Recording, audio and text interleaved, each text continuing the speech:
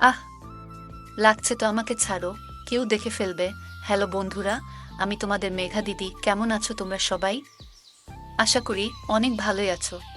আর তোমাদের ভালোবাসায় আমিও অনেক ভালো আছি, কারণ তোমরা আমাকে যে পরিমাণে ভালোবাসা দিয়েছো এবং সাপোর্ট দিয়েছো তা আমি কোনোদিন ভুলতে পারবো না। তাই তোমাদেরকে মজা দেওয়ার জন্য আবারও একটি নতুন গল্প নিয়ে হাজির হলাম। গল্পটি শোনার মতো, আশা করি তোমাদের দাঁড়িয়ে যাবে। আর তোমরা হাতের কাজ করতে করতে সবাই হেডফোন নিয়ে বসে যাও। যদি আমার গল্প শুনে মজা পাও তাহলে অবশ্যই আমার চ্যানেলটি সাবস্ক্রাইব করবে। তো চলো বন্ধুরা, আমরা কথা না বাড়িয়ে আসল গল্পে চলে যাই। ওই ছেলেগুলো আমাকে অনেক টাকা দিয়ে এক রাতের জন্য নিয়ে গেল। পাঁচটা ছেলেই যখন আমার শরীরটা নিয়ে তাদের সুখ নিচ্ছিল, তখন হঠাৎ তাদের ষষ্ঠ বন্ধু এসে হাজির। কিন্তু সে রুমের ভিতরে ঢুকতেই তার কণ্ঠ দিয়ে আওয়াজ বেরিয়ে এলো, কেননা অবস্থার জন্য একজন মানুষ এমন কিছু করতে বাধ্য হয় যা সে কখনো চিন্তাও করেনি। অথবা অন্য কথায়, কখনো কখনো অনেক স্বপ্ন একজন মানুষকে শেষ করে দেয়। আর আমিও কখনো পূরণ না হওয়া স্বপ্নের আশায় বেরিয়ে পড়ি। আমি রাত 12টার পর থেকে তাদের ছোট্ট ঘরে বিছানায় শুয়ে আছি। একটার পর একটা ছেলে আমাকে শেষ করে দিচ্ছিল। ব্যথা অনেক ছিল, কিন্তু এই ছবি আমি নিজের ইচ্ছায় গ্রহণ করেছি না। আমার পোশাকের হুঁশ ছিল না, আমার শরীরের ব্যথার হুঁশ ছিল। দুটি ছেলেই আমার অবস্থা এমন করে দিয়েছে যে আমার সমস্ত শরীর অনেক ব্যথায় ভরে গিয়েছিল। শুধু এই ভেবেই আমার মন কেঁপে উঠছিল যে এরপরে আরও 3 ছেলে আসতে চলেছে। তাদের লোভ ছিল অনেক এবং আমাকে তাদের আনন্দের সহিত সময় দিতে হবে। আমি কল্পনাও করিনি যে আমার জীবনে এমন একটি রাত আসবে। এইসবই অনেক টাকার বিনিময়ে মজা করছিল, তাই আমাকে পিছিয়ে যাওয়ার প্রশ্নই আসে না। আমার দায়িত্ববোধ এবং আমার পরিবারের স্বপ্ন আমাকে এই রাস্তায় নিয়ে এসেছে। তাই আমি এক রাতে 5 ছেলের সাথে রাত পার করতে রাজি হয়েছিলাম। সাধারণ পরিস্থিতিতে কোনো মেয়ের পক্ষে এরকম ভাবাও সম্ভব নয়, কিন্তু আমি যে জায়গায় দাঁড়িয়ে আছি, এই সিদ্ধান্ত নিতে আমার অনেক বেশি সময় লাগেনি। তারা সবাই সুস্থ সবল ছেলে ছিল, যাদের শক্তির কাছে আমি কিছুই না। 2 ছেলেই আমাকে মুহূর্তের মধ্যে শেষ করে দিচ্ছে। তাদের লোভ ছিল অনেক বেশি। এই প্রথম কোনো ছেলের ছোঁয়া পেয়েছিলাম। দ্বিতীয় ছেলেটি চলে যাওয়ার সাথে সাথে তৃতীয় ছেলেটি ঘরে প্রবেশ করলো। আমি একটা নিঃশ্বাস নিয়ে বললাম, আমি একটু সময় চাই। কিন্তু সে বলল, আমার কাছে সময় নেই। আমার অন্য বন্ধুরা বাইরে বসে অপেক্ষা করছে। তার কথা শুনে আমার চোখে পানি চলে এলো। সে সাথে সাথে আমার দিকে এগিয়ে এলো। আমার চোখের পানি উপেক্ষা করে সে আমার উপরে ভেঙে পড়তে থাকলো। আমার শরীর সহ্যের শক্তি হারাচ্ছিল। আমি বারবার চেষ্টা করলাম ওকে আমার থেকে দূরে পাঠিয়ে দিতে, কিন্তু সে ততই আমার উপরে আধিপত্য বিস্তার করতে থাকলো। মনে হলো যেন সে এই খেলাটা উপভোগ করছে। আমি যখন তাকে সরিয়ে দিতাম, সে ততই আগের চেয়ে অনেক বেশি উৎসাহ নিয়ে আমার কাছে আসতো। তাই এখন আমি ওকে থামাতে চেষ্টা না করে চুপ করে সহ্য করে যাচ্ছিলাম। আমার উপরে হওয়া এই কাজটা 1.5 ঘন্টা ধরে সে তার সুখ মেটাতে থাকলো। আর যাবার সময় আমার শরীরে দাগ দিয়ে বলল, সুযোগ পেলে আবার আমার সাথে সময় পার করতে আসবো। সে চলে যাওয়ার পরে আমি আমার শরীরের দিকে তাকিয়ে অবাক হয়ে উঠলাম। শরীরের এমন কোনো অংশ নেই যেখানে দাগ নেই। তৃতীয় ছেলে তো আমাকে সবচেয়ে বেশি কষ্ট দিয়েছে। বিভিন্ন স্থানে তার দাগের চিহ্ন ছিল। এবং তারপরে 2 ছেলেও ঘণ্টাখানেক আমাকে তাদের সুখের শিকার বানালো। তারা আমার প্রতি বিন্দুমাত্র দয়া দেখায়নি। এবং কেন দেখাবে? ওরা আমার একটা রাত, একটা বড় অঙ্কের টাকার বিনিময়ে কিনেছে। তারা শুধু তাদের সুখ নিচ্ছে। আর এই একটা রাত আমার জীবনের সবচেয়ে অন্ধকার রাত হয়ে গিয়েছে। আমার অবস্থা এমন হয়েছিল যে আমার কোনো জ্ঞান ছিল না। ব্যথার কারণে আমি এদিক ওদিক ঘুরতেও পারছিলাম না। আমার চোখ আস্তে আস্তে বন্ধ হতে শুরু করে। তখনই তারা আমাকে বলল যে তাদের একজন বন্ধু এসেছে। তাকে অস্বীকার করার বা তার বিরুদ্ধে প্রতিবাদ করার মতো শক্তিও আমার অবশিষ্ট ছিল না। ছোট ছেলেটি রুমে এসে আমার বিছানার কাছে এসে আমাকে দেখেই তার আওয়াজ বেরিয়ে এলো। কী কারণে তার আওয়াজ বেরিয়ে এলো তা জানলে আপনারাও অবাক হয়ে যাবেন। আমার নাম মধুমিতা, আর আমার বয়স তখন মাত্র 22 বছর। আমি গ্রাজুয়েশন করেছিলাম, কিন্তু আজকাল স্নাতক কিছুই নয়। বিএড করার পরেও মানুষ ডিগ্রি হাতে নিয়ে রাস্তায় রাস্তায় ঘুরে বেড়ায়। এটার সঠিক ধারণা আমি তখন বুঝতে পারি যখন আমি চাকরি খুঁজতে বের হলাম। প্রতিটি কোম্পানির সামনে তরুণ তরুণীদের একটা বিশাল লাইন, নিজের সময় আসার অপেক্ষায়। এমন অবস্থায় আমার মতো একটা মেয়ে কোথায় চাকরি পাবে, যার না আছে কোনো অভিজ্ঞতা, না কোনো বড় ডিগ্রি? কিন্তু চাকরি পাওয়াটা আমার অনেক প্রয়োজন হয়ে দাঁড়িয়েছিল, কারণ বাবা এই পৃথিবী ছেড়ে চলে যাওয়াতে আমাদের অবস্থা অনেক খারাপ হয়ে গিয়েছিল। বাড়িতে বাবাই একমাত্র উপার্জনকারী ছিলেন, আর আমরা 3 বোন অবিবাহিত ছিলাম। আমার বড় বোন শিক্ষিত না, তাই রোজগারের দায়িত্ব আমার উপরে এসে পড়ে। আমি যখন বাড়ি থেকে বের হলাম তখন আমি বুঝতে পারলাম বাইরের জগৎটা কত কঠিন। এখন বুঝতে পারলাম বাবা কত কষ্ট করে আমাদের মুখে খাবার তুলে দিতেন। বাবার প্রতি আমার সব সময় রাগ হতো যে তিনি আমাদের ইচ্ছা পূরণ করেন না। আমার রাগে মন খারাপ হয়ে যেত। তবুও তিনি আমাকে অনেক আদর করে বলতেন, মা চিন্তা করিস না, একদিন তোরও ভাগ্য ফিরবে। কিন্তু সেই দিন আর এলো না। একদিন বাবা ঘুমের মধ্যে এই পৃথিবী থেকে চলে গেলেন। যখন সকাল আমরা বুঝতে পারলাম যে বাবা আর আমাদের মধ্যে নেই, তখন আমরা বুঝতে পেরেছিলাম যে বাবা আমাদের জন্য কতটা ছিলেন। অন্তত তিনি আমাদের লোকের খারাপ দৃষ্টি থেকে রক্ষা করতেন, আর খাবারের মতো মৌলিক জিনিস থেকে বঞ্চিত ছিলাম না। বাবা এই পৃথিবী থেকে চলে যাওয়ার পরে কয়েকদিন পর্যন্ত আমাদের প্রতিবেশী ও পরিবারের সদস্যরা আমাদের সাহায্য করেছিল, কিন্তু আস্তে আস্তে সবাই যার যার জীবন নিয়ে ব্যস্ত হয়ে পড়ল। আজকের যুগে কে কাকে খাওয়াতে পারে? আমি চাকরির খোঁজে বাড়ি থেকে বাধ্য হয়েছিলাম, এবং আমি বুঝতে পেরেছিলাম যে বাইরের জগৎ মেয়েদের জন্য কতটা কঠিন। আমি কোনো কোম্পানিতে চাকরি পাইনি। প্রতিটি কোম্পানির বাইরে হাজার হাজার ছেলে দাঁড়িয়ে আছে। আমি স্কুলের দিকে গেলাম। যখন আমি ঘুরলাম, সেখানের অবস্থা আরও খারাপ। অর্ধেক দিনের বেশি কাজ করার পরিবর্তে মাসে মাত্র 6,000 টাকা পাওয়া যেত। সংসার খরচেই সব টাকা শেষ হয়ে যেত। এতেও স্কুলের মালিক আমাকে আমার অভিজ্ঞতার কথা জিজ্ঞেস করলে আমি চুপ হয়ে যেতাম। অনেক খোঁজাখুঁজি করেও কোনো কাজ পেলাম না। তাই আমার এক বন্ধুর ভাইয়ের মাধ্যমে আমি একটি পিৎজা হাউসে ওয়েটারের চাকরি পাই, যেখানে সারাক্ষণ ছেলে মানুষের ভিড় থাকত। সেখানে একটা কালো রঙের কোট আমার হাতে তুলে দেওয়া হলো, যার উপরে পিৎজা হাউসের নাম লেখা ছিল। পরের দিন থেকেই আমাকে কাজের জন্য ডাকা হয়েছিল। তারা ওয়েটারের নামে একটি আধুনিক মেয়ে চেয়েছিল, যার শরীরের উপরে ছোট চুল ছড়িয়ে থাকবে এবং সে যেন অনেক মেকআপ করে ডাইনিং হলে দাঁড়িয়ে থাকে। আমি ইউনিফর্মটি আমার ব্যাগে রেখে বাড়ি ফিরে এলাম। আমি তখনও ঠিক করতে পারিনি যে আমি এ কাজটি করতে চাই কিনা, কারণ এটা আমার জন্য খুবই কঠিন কাজ। বাবা থাকতে আমাকে কখনোই প্রয়োজন ছাড়া বাড়ি থেকে বের হতে হয়নি। আর এতসব পোশাক পরে এত ছেলের মধ্যে পিৎজা হাউসে দাঁড়িয়ে থাকাটা আমার জন্য অনেক অস্বস্তিকর কাজ ছিল। কিন্তু ক্ষুধা একজন মানুষকে সবকিছু করতে বাধ্য করে। আমি যখন সেখান থেকে বাড়ি ফিরে আসি, তখন আমার মা দরজার দিকে তাকিয়ে দাঁড়িয়েছিলেন। আমাকে দেখে তার চোখে পানি চলে আসলো। আমি আমার মাকে জিজ্ঞেস করলাম, তিনি দরজা পর্যন্ত কেন এসেছিলেন? তখন মা কাঁদতে শুরু করে বলল, মা, কারেন্ট মিটারের লোকজন এসে আমাদের বিদ্যুৎ সংযোগটা বিচ্ছিন্ন করে দিয়ে গেছে। মায়ের কথা শুনে আমার মনটা কেমন করে উঠল। এখন অনেক গরম, কারেন্ট ছাড়া বেঁচে থাকা অনেক কঠিন, কিন্তু গত 2 মাস ধরে আমরা বিল দিতে পারিনি। সম্ভবত সে কারণেই আমাদের বিদ্যুৎ সংযোগটা বিচ্ছিন্ন করে দিয়েছে। মায়ের চোখের পানি আমাকে সিদ্ধান্ত নিতে বাধ্য করে। আমি মাকে ধরে বললাম, আমি একটা ভালো জায়গায় চাকরি পেয়েছি, কাল থেকে আমাকে কাজে যেতে হবে। মা আমার মাথায় হাত রেখে বললেন, এখন তুই আমাদের ভরসা, আর তোকেই তোর 2 বোনের বিয়ের ব্যবস্থা করতে হবে। মা আমার উপরে একটি ভারী দায়িত্ব দিয়ে দিলেন। আমি ভাবছিলাম কিভাবে আমি এই দায়িত্ব পালন করব, কিন্তু আমাকেই এই দায়িত্ব পালন করতে হবে। মা জিজ্ঞেস করছিলেন আমি কোথায় চাকরি পেয়েছি, কিন্তু আমি তাকে বলতে চাইনি আমি কোথায় চাকরি পেয়েছি।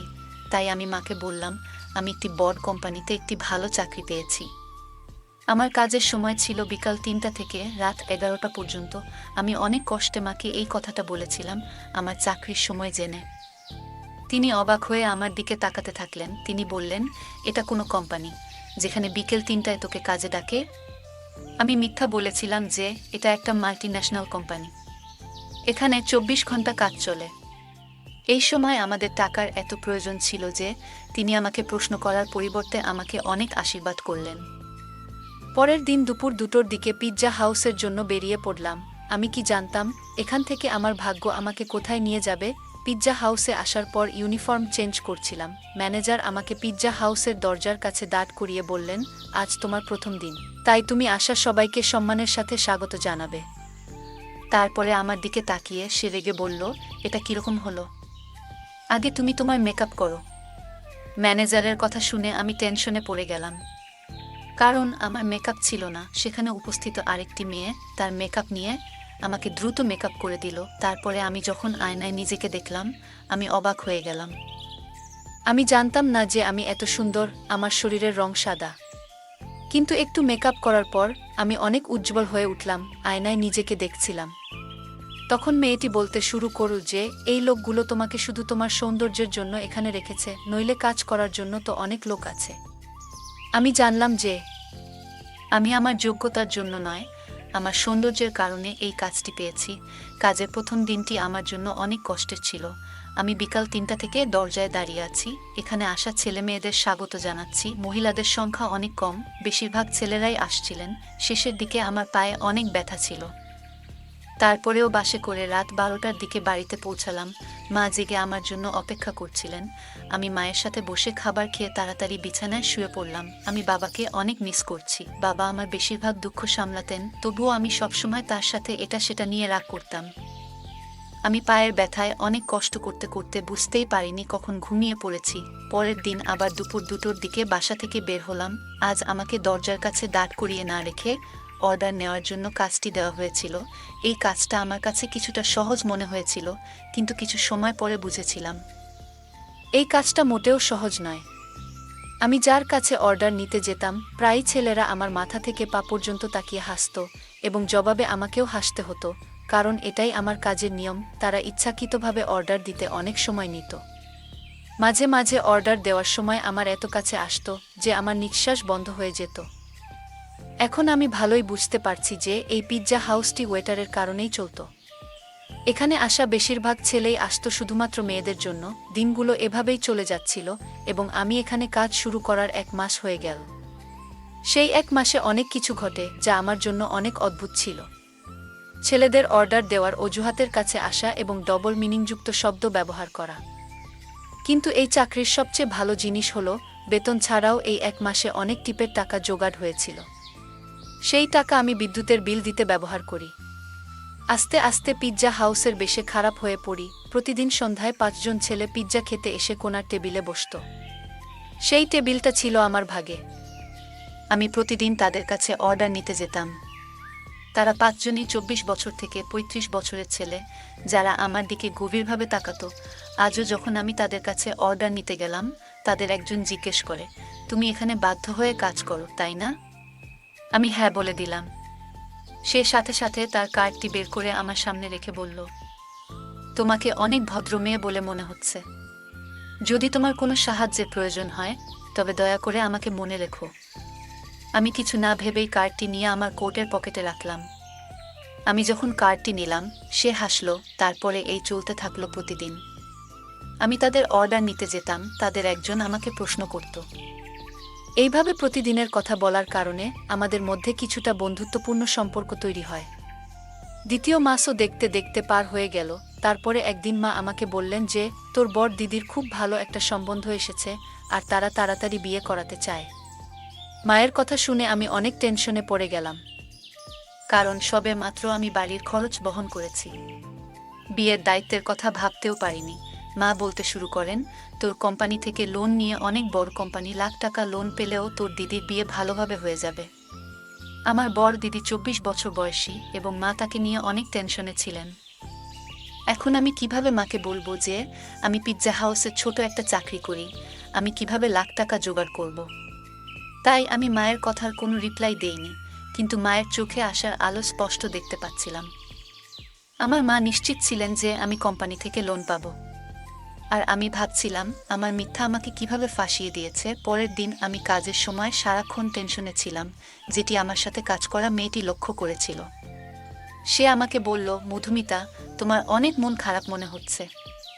আমি তাকে বলেই দিলাম, আমার বড় দিদির বিয়ে দিতে হবে, কিন্তু আমার কাছে এত টাকা নেই। আমার কথা শুনে সে বলল, তাহলে এত খরচ করার কি দরকার? কোনো রকমভাবে বিয়ে দিয়ে ছেড়ে দাও। ওর কথা শুনে আমি চিন্তায় পড়ে গেলাম। ও ঠিকই তো বলছে, এত বড় করে করার কি দরকার? বাড়িতে এসে মাকে পরামর্শ দিলাম দিদিকে সাধারণভাবে বিদায় দিতে। কিন্তু আমার কথা শুনে মা বলতে শুরু করলেন যে আমাদের অবস্থার কথা সবাই জানে না। ছেলের পরিবার আগে থেকেই টাকার একটা লম্বা লিস্ট ধরিয়ে দিয়েছে। আর এখন যদি তোর দিদিকে খালি হাতে বিদায় দেই, তাহলে ওর শ্বশুরবাড়ির লোকেরা সারা জীবন ওকে কথা শোনাতে থাকবে।